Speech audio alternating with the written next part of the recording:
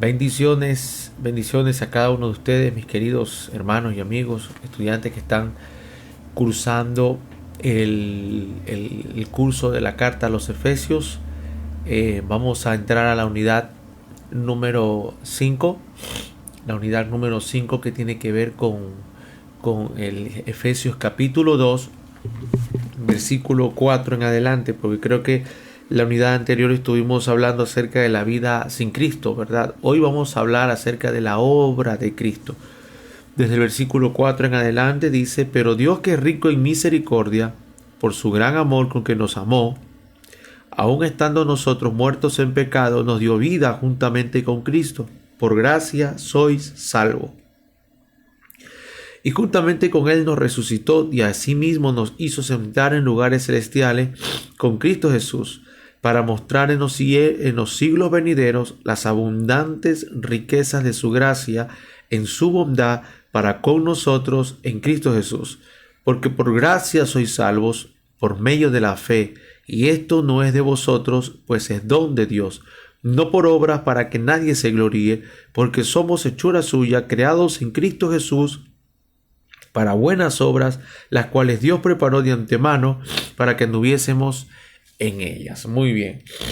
Vamos a hablar acerca de la obra de Cristo en este sentido.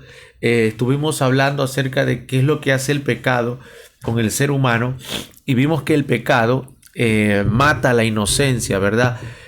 Mata la inocencia, mata los ideales.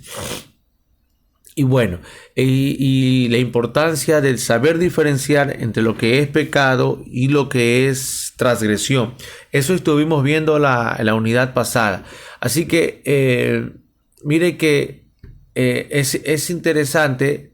La pregunta es: ¿cómo volvemos a recuperar la inocencia? Pues aquella inocencia que fue quitada, violada, robada, ultrajada, por causa de la transgresión, o es decir, la transgresión permitió que el pecado entrase y violase nuestra inocencia.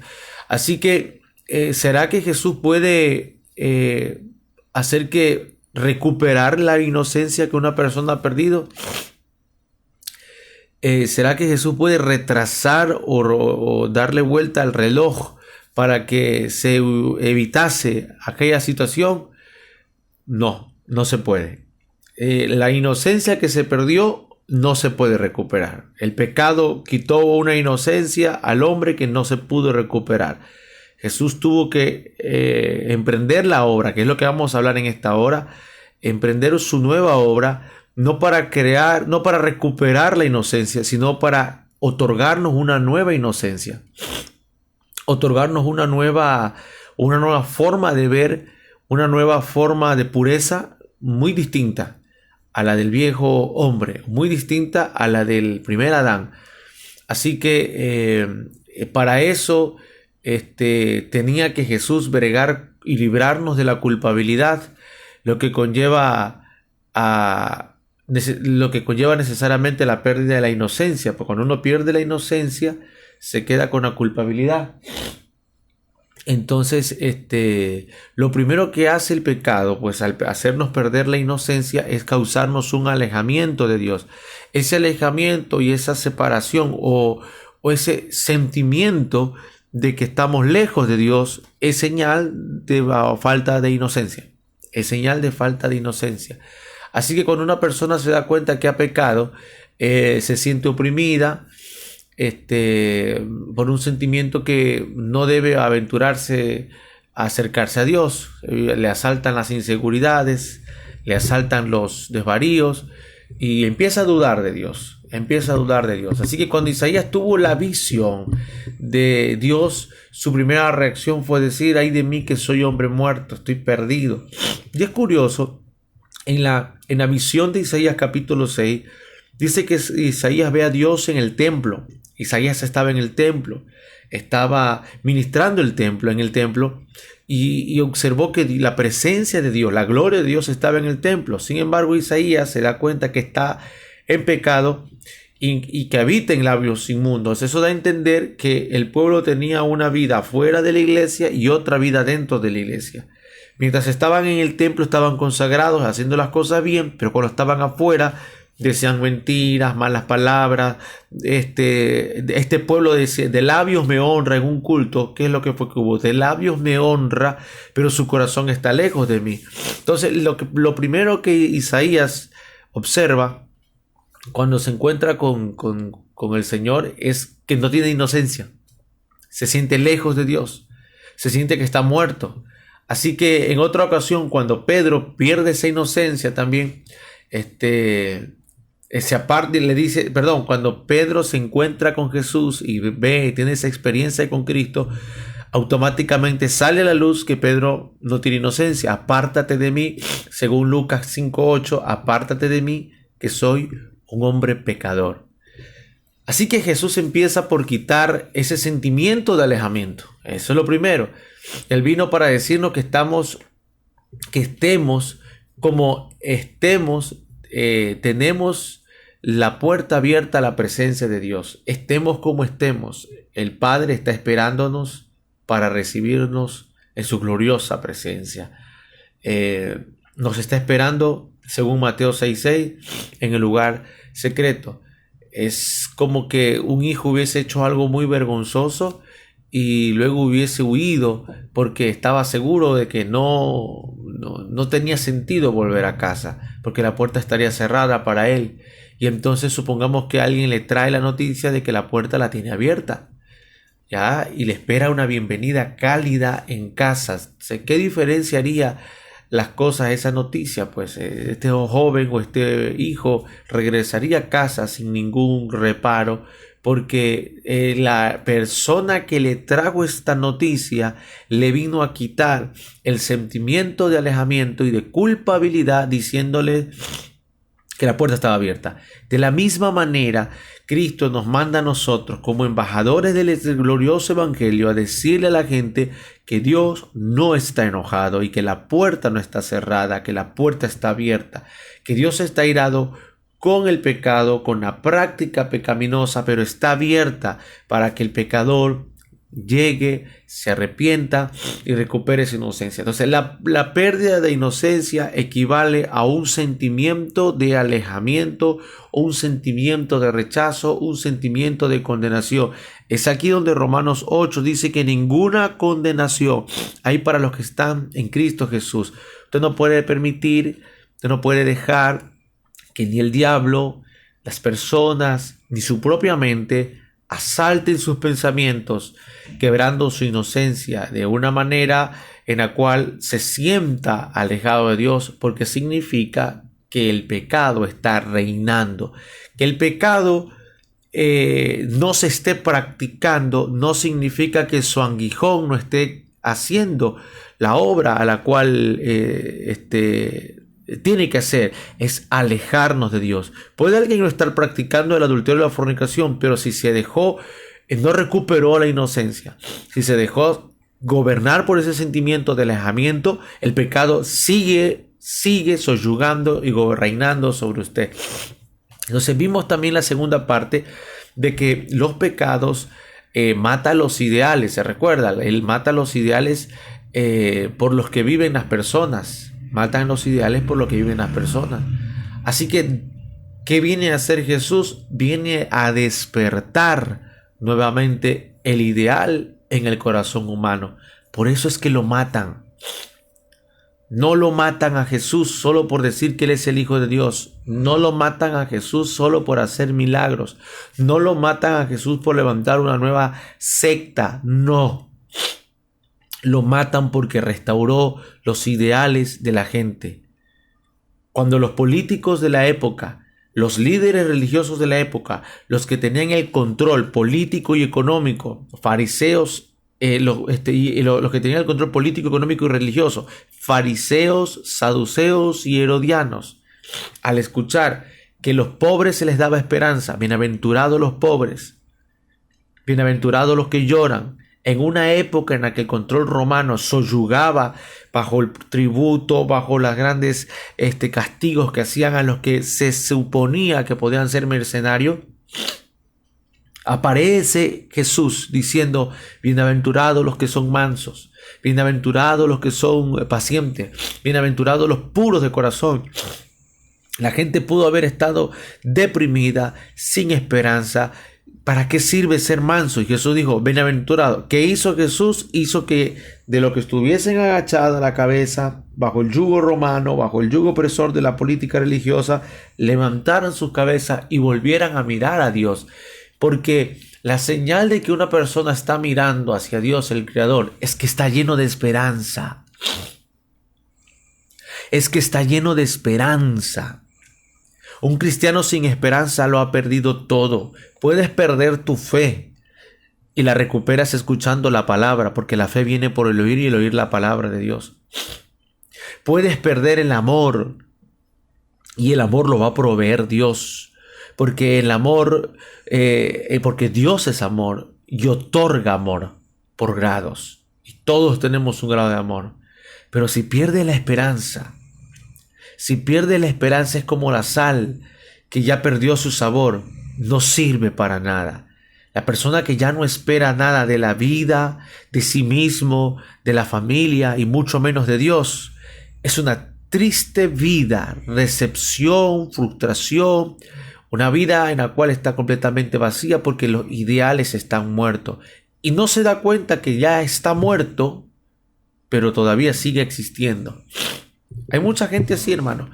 De la falta de esperanza no nos libra nadie, porque es un estado de decisión. Uno decide qué esperar y uno decide que ya no esperar. Entonces Jesús despierta el ideal nuevamente en el corazón humano y por eso lo matan al Señor, porque empieza a dar parábolas que le motiva a la gente. Por eso empieza a dar parábolas que trae verdades, que trae alineamiento a las personas. En otros lados, a Mateo, que estaba frustrado, cobrando impuestos, lo manda a llamar. A Zaqueo, que está trepado en el sicómoro, ¿verdad? Va a su casa a comer y dice: hoy un hijo de Abraham se ha convertido. A las prostitutas les permitió que le tocasen los pies para que le lavasen los pies, que le acompañasen en la comitiva ministerial y evangelística. Permitió que las mujeres sirvieran en su ministerio a través de las ofrendas, a través de los recursos económicos. Quien diga que Jesús no recibía recursos financieros, alguien que no conoce el Cristo histórico. Si usted hace un rastro del Cristo histórico, de la forma como se manejó en su ministerio, recibía tantos ingresos que necesitó un tesorero. Y para que se dé cuenta lo empático y lo incluyente que es Jesús, permitió que su tesorero sea una persona que tiene problemas de cleptomanía, porque sustraía, era un ladrón, sustraía. Jesús era incluyente, en su grupo tenía de todo tipo de personas que lo seguían. Así que, mis queridos, Jesús viene a devolver los ideales en las personas y por eso lo matan. Y por eso el mundo no quiere el cristianismo, no quiere el Cristo glorioso, porque Cristo le devuelve los ideales al ser humano, le abre los ojos. Por eso los movimientos políticos comunistas, socialistas, no quieren el cristianismo, porque abren los ojos, le abren los ojos, vuelven los ideales. Entonces, amado hermano, ¿qué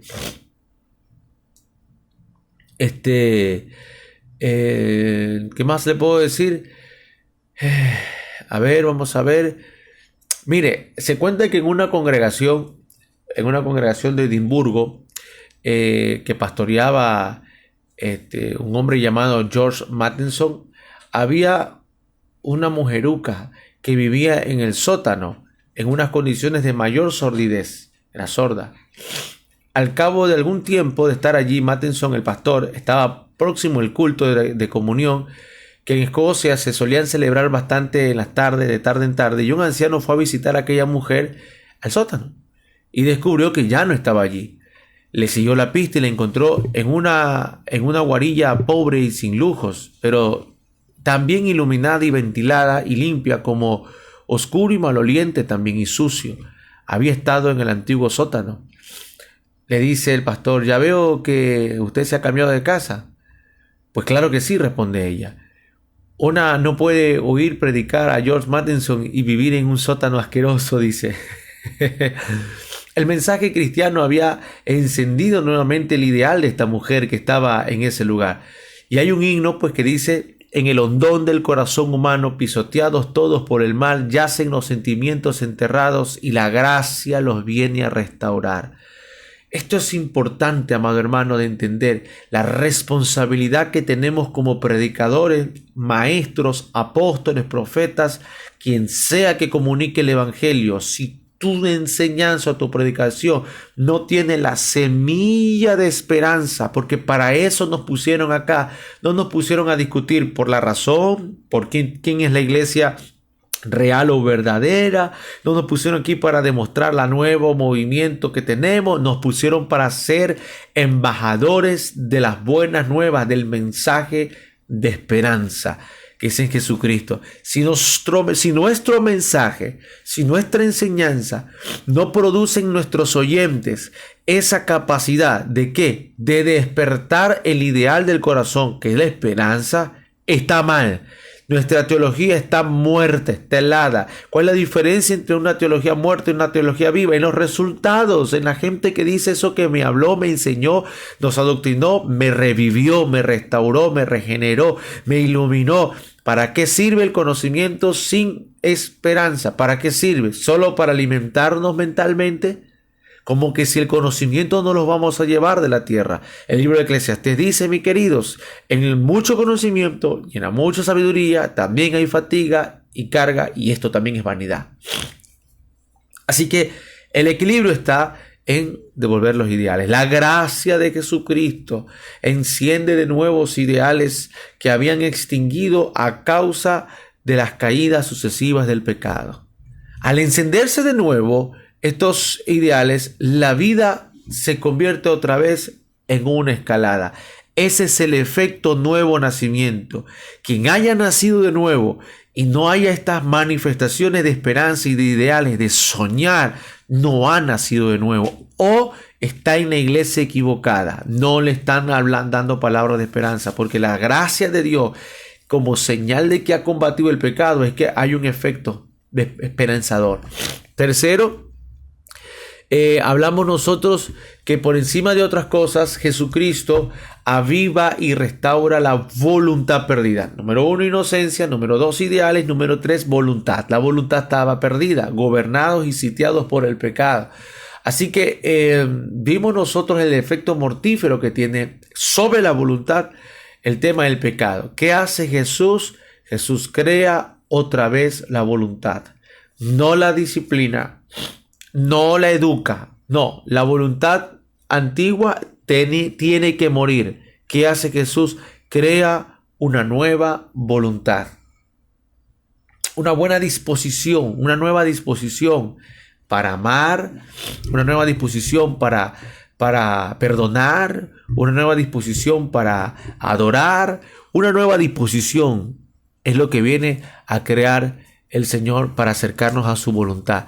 Así que esto es de hecho lo que siempre hace el amor de Jesús. Es el resultado de un gran amor que siempre es purificador. Cuando uno se enamora de verdad, ese amor nos impulsa a la bondad. Su amor al ser amado es tan fuerte que quebranta su antiguo amor al pecado. Esta es la antítesis del legalismo. Uno no puede amar a Dios sujetándose o dejando. No, uno ama, uno vence el pecado. O vuelve o llega a amar tan fuerte al Señor que indistintamente o empieza a renunciar o a olvidarse del pecado. Así que esto es lo que es Cristo para nosotros. Cuando le amamos a Él, ese amor recrea y restaura nuestra voluntad hacia la bondad del Señor. Así que hay otro coro que dice: Cristo rompe las cadenas y nos da la libertad. Solo Jesucristo puede hacerlo. Así que vamos a seguir leyendo. Mire, hablamos de las obras del Señor. Dice: pero Dios, que es rico en misericordia por su gran amor con que nos amó, Cristo que es rico en su misericordia con su gran amor que nos amó. Pero vamos hablando que el apóstol Pablo señala aquí en esta parte, amado hermano, el corazón de la visión del evangelio. La obra de Cristo que vamos a ver aquí reposa en el corazón de la obra o de la visión del evangelio. Y esto es como una paradoja que tiene dos caras, ¿verdad? Dos caras. Número uno, Pablo insiste que es por gracia que somos salvos. Hablemos de la salvación según varias perspectivas. Según una perspectiva católica, vamos por la perspectiva cristiana, primero la perspectiva católica. Según una perspectiva católica, la salvación es de carácter personal. La salvación consiste en que nosotros nos convertimos en hijos de Dios. Lo voy a leer mejor textualmente. La salvación es el proceso de convertirse en un hijo de Dios. Es el proceso de convertirse en un hijo de Dios. Es un buen punto. Es un buen punto. Es una doctrina también sacada del libro de Efesios, evidentemente, y del libro de Gálatas. Pero su enfoque es esto. Es llegar a la conversión de un hijo de Dios. Según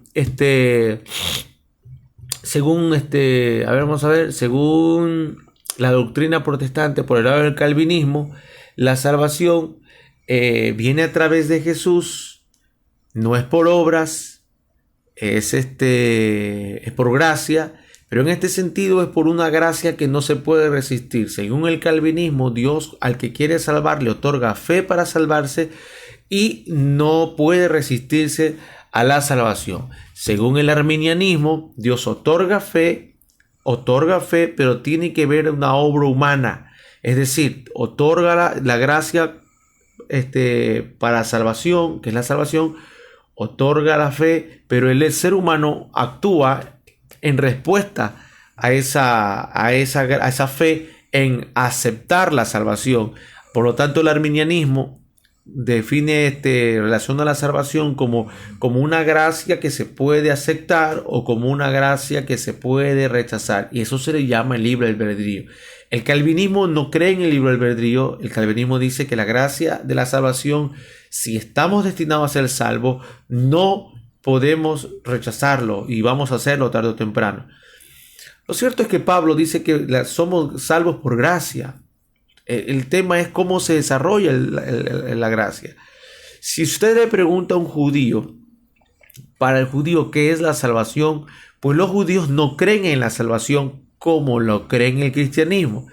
Porque en resumen, católicos, protestantes, calvinistas, sudarminianos, lo que sea, todo lo que es la rama del cristianismo consideran que la salvación en primer lugar es un proceso de conversión a ser un hijo de Dios. Segundo, es un proceso en el cual somos salvos de la ira de Dios, sostenido por lo que dice la palabra. Somos salvos de la ira de Dios. Tercero, somos salvos de esa ira en la condenación eterna. Y automáticamente el ser salvo nos adjudica una entrada al reino celestial o al reino eterno. En eso consiste la salvación. Esta doctrina de la salvación la cree la rama del cristianismo. Pero quiero que se dé cuenta que estoy hablando aquí desde un punto de vista netamente espiritual.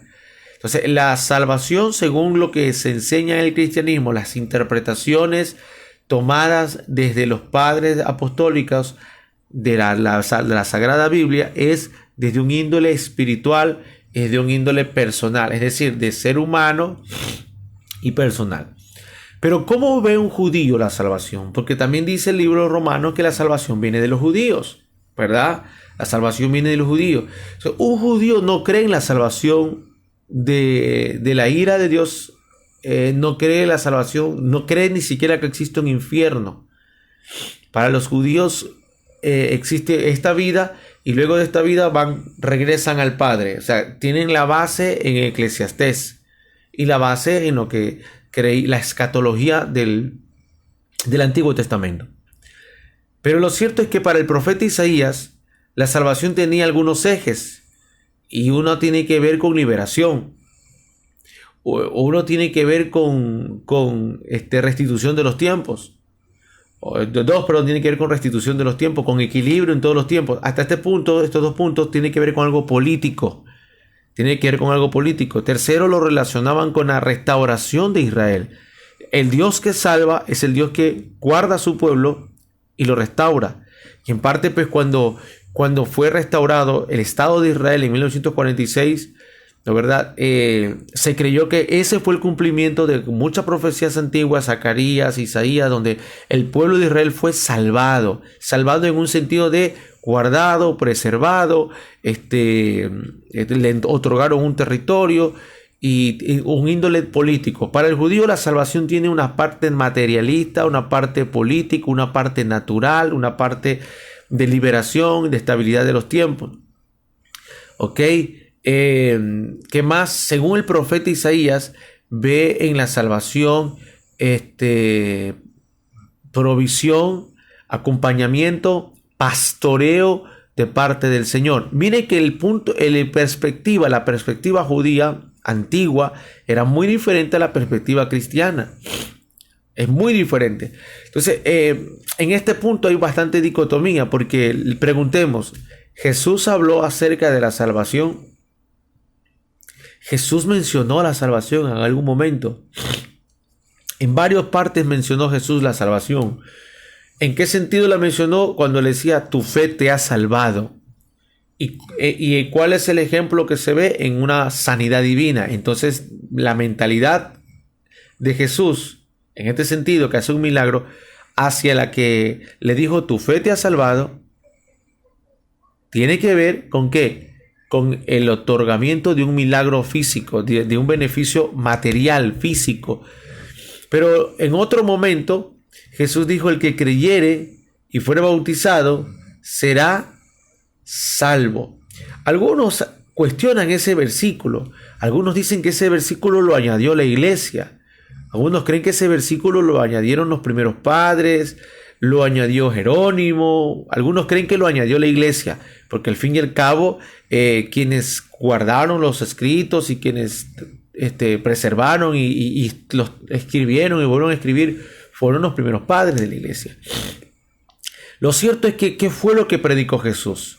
Jesús predicó de la salvación, Jesús predicó del reino, ¿verdad? Y él habló de que su reino no es de este mundo y que su reino es espiritual, pero hablaba de entrar y salir del reino también.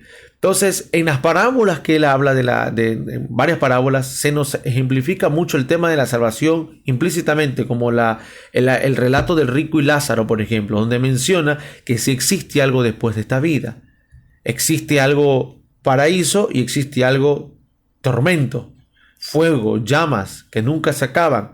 Entonces, en ese punto, la salvación entra como doctrina, diciendo que somos salvos de ese tormento y de esa ira y que somos invitados a ese gozo eterno como el que tenía Lázaro. Otra parábola es la parábola de los convidados a las bodas, en la que dice que hay convidados a la boda y encuentran a uno que no está vestido conforme a la boda. Y le preguntan, amigo, ¿cómo entraste a la boda si no estás vestido? Entonces, aquí también implícitamente entiendo que la salvación es como una carta de invitación para llegar allá, para llegar a esas bodas en el ámbito eterno, pero al mismo tiempo aquí surge otro tema bien conflictivo por teológico. ¿Se puede perder la salvación, hermano Iván? Porque al que estaba ahí no lo encontraron vestido acorde a las bodas. Entonces lo votaron, dice. Lo votaron. Entonces son temas que uno podría entrar a especular si la salvación se pierde o la salvación no se pierde. Y yo opino que la salvación no se pierde y la salvación sí se pierde. No se pierde en el sentido de que Cristo murió una vez y para siempre y otorgó una salvación eterna. Eterna por los pecados del pasado, del presente y del futuro. La salvación no se pierde en función de que Cristo hizo una obra perfecta. Por lo tanto, no hay que volver a practicarla y ni esperamos otro Salvador. Pero sí se pierde en el sentido de que tomando yo, como lo dice la parábola, tomando yo esa invitación, dijo el apóstol Pedro, descuide una salvación tan grande. La pregunta es, ¿qué es la salvación? que es la salvación que se puede descuidar. Porque por un lado escucho a los pastores decir, por ejemplo, hay pastores que dicen algo, que la salvación está vinculada con tu vida de congregación, con tus tiempos de ayuno, con tu vida cristiana, evangélica, qué sé yo.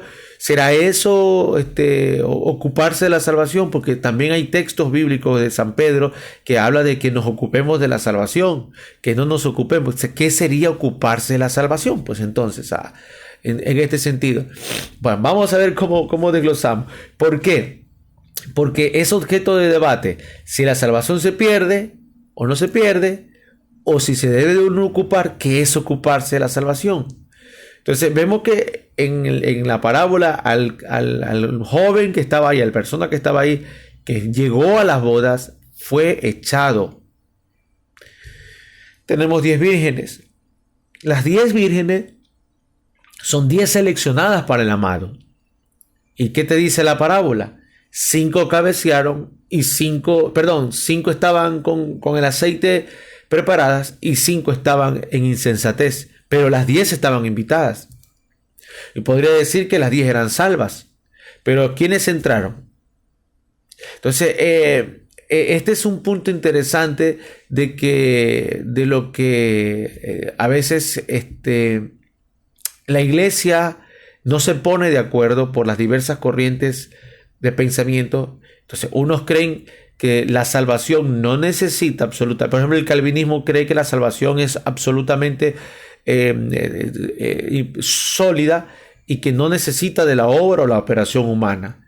Por otro lado, el arminianismo wesleyano, de John Wesley, sí que desarrolló con el metodismo el tema de que la salvación es sí total y suficiente, pero para que sea efectiva necesita la obra humana, la cooperación humana. En este sentido de que el ser humano la acepte y empiece a desarrollar la vida como salvo. Si no la desarrolla, la va a perder. Entonces, amado hermano, en este punto no nos ponemos de acuerdo. Tanto en la Iglesia Católica como la evangélica se coincide en la doctrina de la salvación, en la que es personal, no es universal, es personal. Dios no salva por religiones, ni por pueblos, ni por lenguas. Él no salva a todo el pueblo de Israel. Eso es falso. La salvación, como la menciona el cristianismo, que es la salvación eterna, no funciona de forma global. La salvación, como la cree el pueblo de Israel, que es estabilidad en los tiempos, provisión, pastoreo, sí ocurre de forma universal o de forma geográfica, de forma así, pero la salvación eterna de la que Jesús vino a hablar, porque todo el mundo pensaba que Jesús venía a hablar de una salvación temporal o terrenal, pero Jesús hablaba de una salvación eterna, ¿verdad? Esa salvación es personal. ¿Ya? Y aquí también hay muchas personas, amados hermanos, que dicen que el pueblo de Israel, todo el pueblo de Israel, están salvos. No están salvos.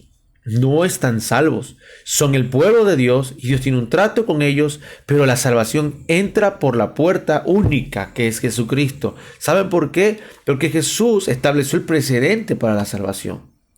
Es Jesús el autor y consumador de esta fe salvadora. Él estableció el precedente para la entrada al cielo.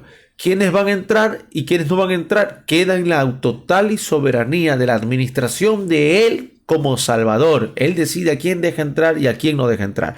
Por lo tanto, como cristianos, católicos, evangélicos, luteranos, calvinistas, arminianos, wesleyanos, pentecostales, como nos llamemos y nos identifiquemos, no ninguno tenemos la autoría o las llaves para decir quiénes van a recibir y quiénes no van a recibir la salvación. El único que puede hacer eso es el administrador y sumo apóstol y príncipe de los pastores, Jesucristo. No más. Porque Él fue el que marcó el precedente. ¿Dónde están las personas que son de otras religiones politeístas? No lo sé. ¿Cómo tratará Jesús y otorgará su salvación a ellos? No lo sé. Desconozco. Lo que yo sí conozco es que nos mandó a nosotros a dar a conocer esta salvación por medio de la locura de la predicación. Pero ¿cómo podemos hablar, dijo Pablo, si nadie les envía? ¿Y cómo pueden ser enviados si nadie les, si no están preparados? ¿De qué salvación vamos a hablar? ¿De la propuesta evangélica? ¿De la propuesta católica? ¿De la propuesta denominacional? ¿De qué salvación vamos a hablar? ¿Y cuál es el punto acá? Que cuando tenemos la palabra correcta, el mensaje correcto, Dios siempre lo va a respaldar.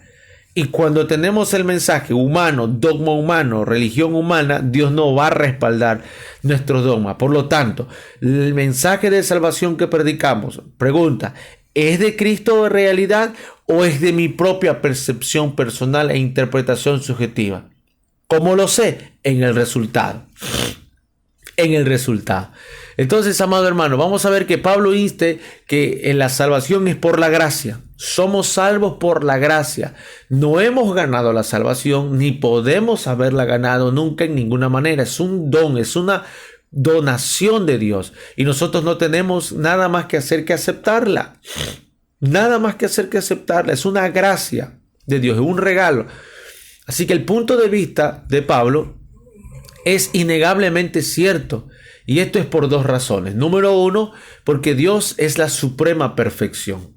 Dios es la suprema perfección. Por lo tanto, solo lo perfecto es suficientemente bueno para Él. Los seres humanos por naturaleza no podemos añadir perfección a Dios. Así que si una persona ha de obtener el acceso a Dios, tendrá que ser siempre Dios el que concede el acceso. En este caso la salvación es Dios. Yo escuchaba un testimonio, hace un par de horas. Este testimonio lo contó el pastor Dante Gebel, lo contó, me gustó muchísimo. Es una historia de la vida real de dos soldados que habían sido secuestrados. Bueno, un soldado había sido secuestrado por el ejército japonés y estaba muy enfermo, desahuciado prácticamente, lleno de varias enfermedades, en una tienda donde están todos los desahuciados, con paludismo, con fiebre, con disentería, con un montón de enfermedades, y estaba lanzado allá a la muerte. Pero había un amigo de él que estaba del otro lado, en el campamento americano, del otro lado, y era un amigo de la infancia que estaban con ellos, y ese amigo pues le pidió a su comandante que le permitieran ir hasta allá y darle un mensaje a su amigo. Esa era una misión suicida, pero lo cierto es que fue con una banderita blanca y logró llegar allá y habló con un japonés y le dijo al japonés que quería hablar unas últimas palabras con su amigo. Y cuando el amigo salió bien enfermo, bien mal, se saca un anillo de graduación que tenía y se lo entrega al amigo. Le dice, te entrego este anillo, le dice, este es mi regalo, esto es lo mejor que yo tengo. Mira si tú lo puedes canjear, mira si tú puedes pelear por tu libertad en ese lugar, pero toma, es tuyo. Así que él volvió a su campamento donde estaba él muriéndose, y luego se animó a hablarle al guardia, un guardia japonés, y le entrega el anillo. Le dice, tenga, le dice. Y el japonés le dice, esto vale, es de verdad, es de alto valor. Y le dice, sí, es de alto valor, dice, te entrego este anillo. Y luego, con el paso de los días, dice que ese oficial, su guardia, empezó a pasarle medicina. Debajo de la puerta empezó a pasarle medicina, y poco a poco empezó a sanarse de las infecciones, del paludismo, y luego empezó a pasarle comida, y poco a poco empezó a recuperar. En un mes se recuperó, se sanó y empezó a comer y alimentarse y revivió. Había sido sentenciado a muerte, había sido desahuciado a muerte, pero tomó un regalo que le dieron, que no se lo merecía. Tomó un regalo que le dieron y lo canjeó. Esta es la pregunta. ¿Qué hacemos con nuestra salvación? Porque eso fue un regalo que no merecíamos. ¿Qué hacemos con nuestra salvación? ¿Cómo canjeamos la salvación para sobrevivir en este mundo? A pesar de que estábamos muertos en nuestros delitos y pecados, ¿qué hacemos con esa salvación? Esa es la pregunta que le quiero dejar a usted en este momento. ¿Qué hacemos con la salvación? Podemos hacer muchas cosas o podemos simplemente guardarlas y amargarnos con la vida, amargarnos con el esposo, con la esposa, con los trabajadores, con la gente que no entendemos, como mucha gente cree que la salvación es ponerse a pelear con el sistema de este mundo. No, es ponerse a pelear contra el orden mundial o ponerse a pelear. No, ¿qué haces? Sobrevivir. ¿Qué haces? Echar mano para que tú te saques el mayor provecho. A la larga somos salvos si tenemos un anillo o una corona que Dios nos dio. Muy bien. Entonces, Dios es el que concede esa entrada porque es por pura gracia. Y dos, Dios es amor. Dios es amor. Así que el pecado es, por tanto, un crimen, no a la ley. El pecado no es un crimen a la ley. El pecado es un crimen al amor. En su momento, Pablo está tratando de ejemplificar de que nadie se salva o es justificado por practicar las obras de la ley. ¿Cuál es la ley? Pues la ley que escribió Moisés. Porque evidentemente todo el mundo en esa época intentaba agradar a Dios e intentaba llegar a tener esta cercanía, esta salvación, digámoslo de esta manera, practicando la ley. Y nadie nunca pudo. Y nadie nunca pudo porque no entendieron que el pecado era un atentado contra el amor de Dios, no contra la ley. Porque cuando uno ama a Dios, Jesucristo dijo, yo amo a mi Padre me ama a mí. Y se le volvió tan natural cumplir la ley. En este sentido, mis amigos y mis queridos hermanos, Jesús cuando abría la ley y tuvo gran impacto, a Jesús lo escuchaban como quien tenía autoridad. Eso significa que Jesús tenía una interpretación fresca de lo que era la ley. Cuando usted ama a Dios, cuando usted busca a Dios, cuando usted ha vencido al pecado por el amor a Dios, usted al leer las Sagradas Escrituras, usted va a tener siempre un contenido fresco. Usted va a tener siempre una palabra fresca. Quiere convertirse en un ministro relevante. No está en cuanto estudia, está en cuanto ama a Dios. No está en cuanto sabe de la palabra, está en cuanto ama la palabra. Porque la palabra es el verbo, la palabra es Cristo. Está en cuanto respeto usted le tenga a la palabra. Entonces cuando usted va a hablar, cuando usted va a decir algo, la gente va a decir, el contenido que tiene es muy bueno, no por la homilética o la hermenéutica o la apologética que tenga o no porque se sepa todas las tradiciones de los padres apostólicos o las tradiciones de la iglesia. No, es porque en el amor no hay engaño. Se siente cuando lo que se dice con amor y viene desde el amor. Y el pecado es vencido por el amor, no es vencido por un conjunto de reglas. Lo quisieron hacer los Gálatas y no pudieron. Lo quisieron hacer los Gálatas y no lo pudieron. Y por eso Pablo habla acerca del amor en este sentido. Así que, mire que, número uno, Pablo insiste en que es por la gracia de Dios. Ya le dije, número uno tiene que ver con que Dios es el que concede. Y dos, tiene que ver con que Dios es amor. Dos, Pablo dice que las obras no tienen nada que ver con ganar la salvación. La salvación no se gana con las obras, pero sí que tiene que ver con una interacción. Así que no es correcto ni posible apartarse de la enseñanza de Pablo aquí. Sin embargo, aquí es donde a veces nos apartamos a menudo. O sea, Pablo pasa a decir que somos creados de Dios, creados de nuevo por Dios, para buenas obras. Aquí tenemos una paradoja paulina. Todas las buenas obras del mundo no pueden restaurar nuestra relación con Dios, pero algo muy serio le pasaría al cristianismo si no produjera buenas obras. Se espera que el cristianismo produzca buenas obras, aunque las buenas obras no nos acercan a Dios.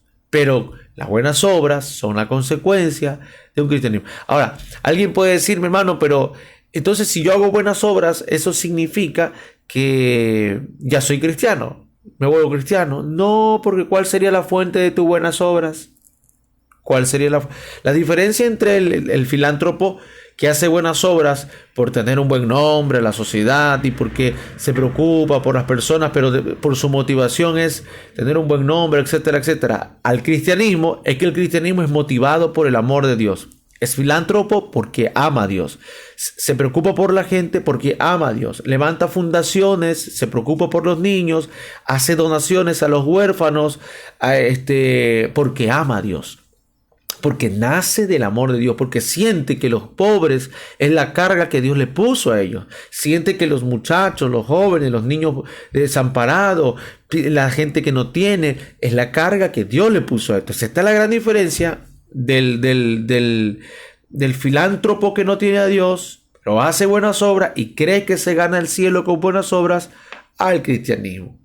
Entonces, no se espera que el filántropo tenga buenas obras, pero sí se espera que el cristianismo lo haga, que las iglesias se abran, porque las iglesias tienen que abrirse, señores, las iglesias tienen que abrirse. ¿Abrirse a qué? Ayudar al pobre, a la viuda, al huérfano y al extranjero.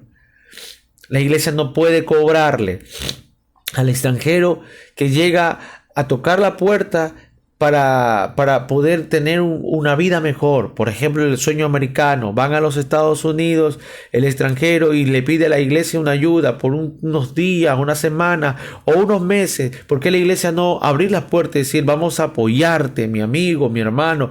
¿Sabes por qué? No por esperar algo a cambio. Porque no por decir es que tienen que aprender a pagar. No. La Biblia no nos mandó a enseñarles a ellos a pagar. Esa cultura la van a aprender aquí mismo en la tierra. Nos mandó a hacer lo que Cristo haría.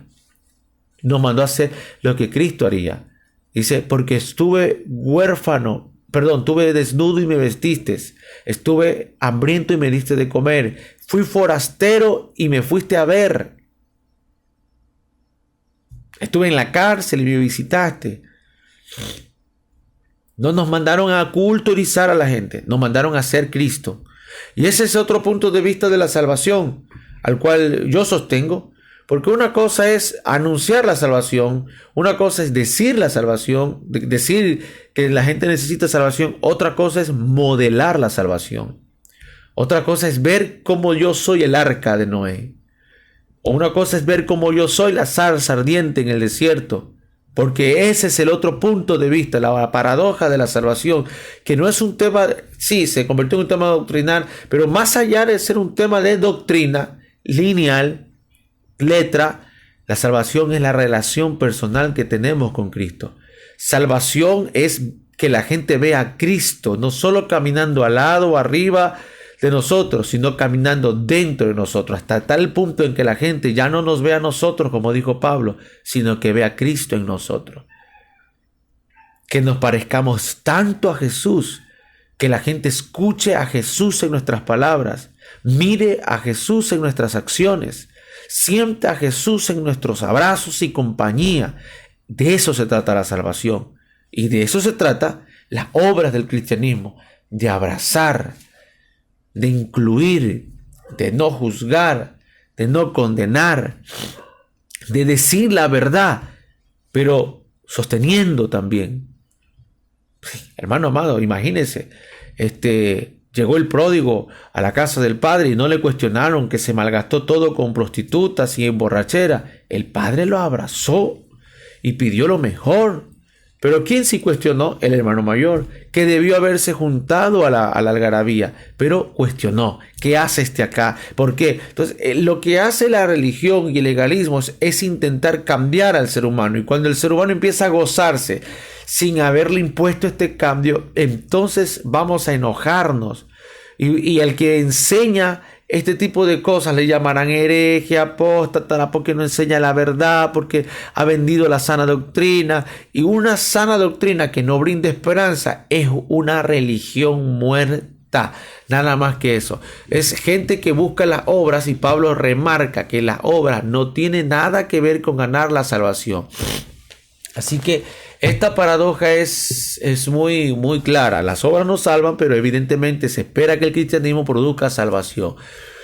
Así que no hay nada misterioso en esto. Se trata sencillamente de una ley inevitable del amor. Si alguien nos ama de veras, sabemos que nos merecemos, ni podemos merecer, sabemos que no merecemos ni podemos merecer ese amor. Así que Pero al mismo tiempo tenemos la profunda convicción de que debemos hacer todo lo posible por ser dignos del amor. Claro, no merecemos este amor y nos dan amor.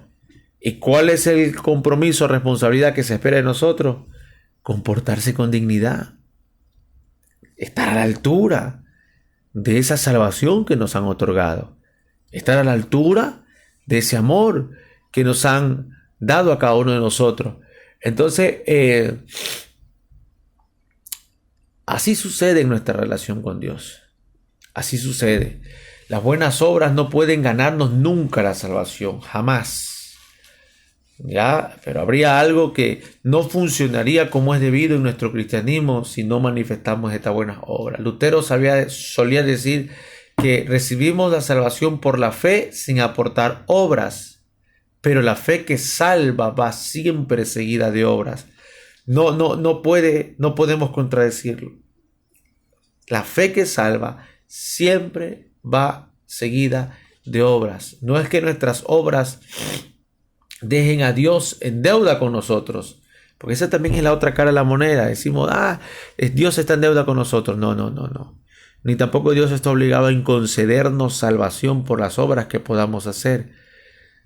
La verdad es que es más bien que el amor de Dios nos mueve a tratar de corresponder toda nuestra vida a ese amor, esforzándonos por ser dignos de Él. Dignos de Él.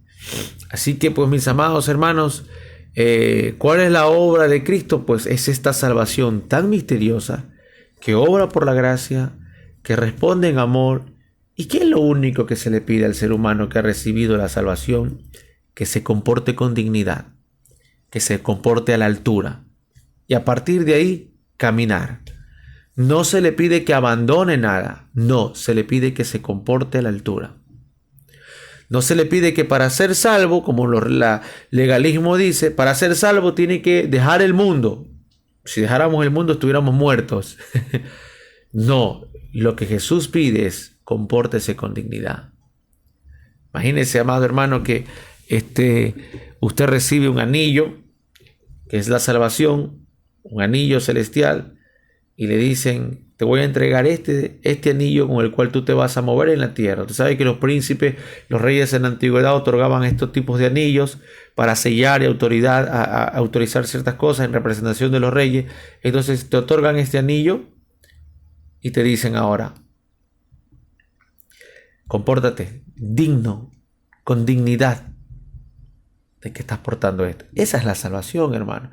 No entremos en tanto tema teológico y profundo. Yo le hablé algunos puntos para que se dé cuenta, pero la salvación es recibir responsabilidad. Ese regalo que se recibe conlleva en nosotros comportarnos con dignidad. Aquí entra, no cambia tu forma de vestir, no, es tu forma de vestir va acorde a esa dignidad. Aquí no es, hermano, y puedo ir a bailar a una discoteca. Todo te es lícito, pero conviene a tu dignidad que sigas estando en borracheras, estando en inmoralidad sexual, estando en desórdenes, de emparrandas, estando en malas amistades que corrompen las buenas costumbres. Eso me hace quedar bien mi forma de vestir. No es que estamos en esta era en la cual podemos vístase como usted quiera, pero usted tiene un anillo que es la salvación. Usted está comportándose de acuerdo a esa dignidad. Hermano, yo puedo escuchar música secular o música mundana, muy bien, lo que escucha va acorde de acuerdo a su dignidad. Así se evalúa la salvación. No se evalúa de acuerdo a que si eres salvo, si eres evangélico, debes dejar, porque no entendieron a Pablo cuando le decía a los Gálatas que no es cuestión de no toques, no gustes, no hagas, no, es cuestión de cómo me comporto con dignidad con esto que me han dado. He recibido un amor que no me merezco, voy a cuidarlo, voy a valorarlo, voy a ser agradecido. Entonces cuando usted es agradecido, usted se sabe comportar. Cuando usted es agradecido, no anda rebelándose en pos, no de la contra, en pos de las modas de este mundo. Este mundo trae sus modas desde la creación de la humanidad. usted manténgase sobrio, usted es de otra estirpe. ¿Cuál es la moda celestial? ¿Ya sabe cuál es la última moda del reino? Deberíamos, este anillo de salvación, no este, pues un ejemplo, ¿no? Esta salvación nos lleva a nosotros a estar conectados con el cielo, Colosenses 3. Haced pues morir lo terrenal y pensad en las cosas de arriba. Al estar conectado en las cosas celestiales, estoy al día. ¿Qué dice el cielo para esta época? ¿Qué dice el cielo para mi generación? ¿Cuál es la moda del reino de los cielos para mi generación? Para mi paternidad, para mi maternidad, para mi ministerio, para mi época en la que yo estoy. Porque usted no sabe cuántas épocas faltan todavía hasta que Cristo venga. Pero usted sabe, ya prestó atención. Si usted es salvo, usted tiene entrada y salida. Queridos, los bendigo a todos con esta palabra de Efesios capítulo 2, en la que se habla acerca de la salvación por la gracia. Somos hechuras suyas, creados en Cristo, para buenas obras.